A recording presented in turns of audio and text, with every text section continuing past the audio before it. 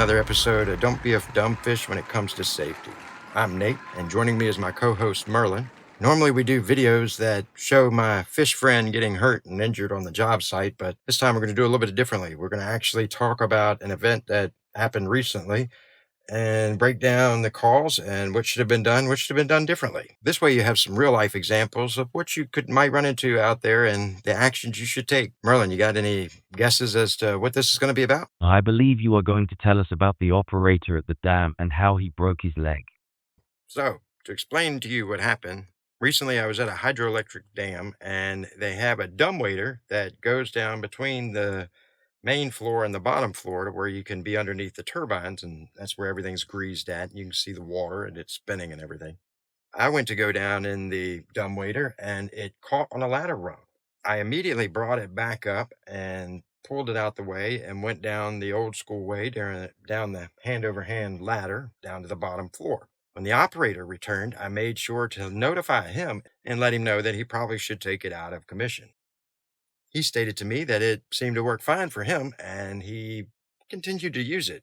The biggest difference was he was a much larger guy, and when it would bump the ladder rung, instead of hanging, it would kind of kick past it.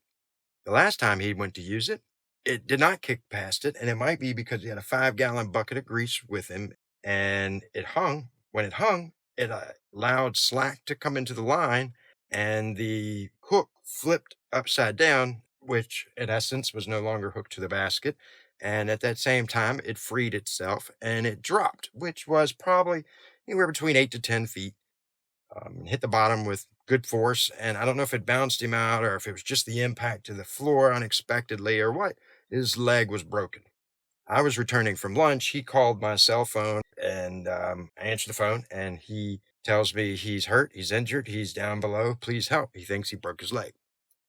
I rushed inside. I found the electrician that also worked with me on the site that day and notified him. He was a lot more familiar with the facility, and he went down and before he reached the bottom of the ladder, informed me to please call 911. I ran up the steps and called 911 and rated for rescue. They had to call me more than once because they wanted to know more information about getting him out and how difficult it would be. And so I informed them of the difficulties, and that caused us to have 3 different areas rescue and fire departments come out. Took a long time of debating on what to do on to get him out. They asked a lot of different questions and what we thought would work, what wouldn't, and a lot of what they came up with wouldn't work. They ultimately determined that the best way to get him out was to shut down the turbines and call for a boat, have the boat come up the river and hoist him over the side, drop him down to the boat. All right, slowly. You got him. Choosing to use the dumbwaiter when it had an obvious problem was not a good choice. Since your focus is to show how to prevent these types of accidents, what would you have done differently? Well, the obvious thing to do different is to not use equipment if there's anything wrong with it at all until somebody that's qualified can look at and inspect it. Beyond that, it is just lucky that it wasn't worse. And this is an accident that probably was very close to unavoidable. I don't know how things would have been done different for it to occur differently. So it's very important that each one of us goes in each day and be vigilant about safety and how they're treated where they are, what they're working on. Just because somebody else has used something 100 times doesn't mean it's okay. The one thing I might would do would be to add a equipment inspection. Have somebody or look up some information, maybe look up some information on a good schedule and what to look at. Identify the safety parts on the device and make a checklist for each one, make sure they're there, make sure they're intact. But outside of that, it's up to the individual.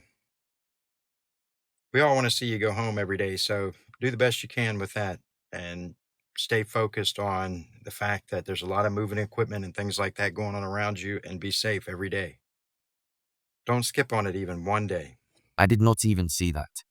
You didn't notice it either. That scares me. Now that you point that out, I would not use it for anything other than equipment.